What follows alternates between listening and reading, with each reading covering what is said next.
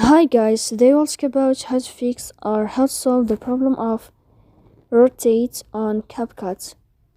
To know how to fix or how to solve rotate on CapCut, you should just go to settings. Here you can click on apps, default apps, app settings. After that you will enter to CapCut and you can click.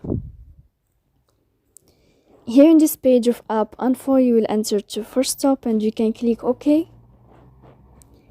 Here we'll enter to the window of storage. Then you can click clear cache. Don't click clear data because that can cause you errors in your app. And in the end you can turn off your phone and you can wait a moment to turn on your phone again. So please don't forget to support us by like and subscribe. See you next time in another video and thank you for watching.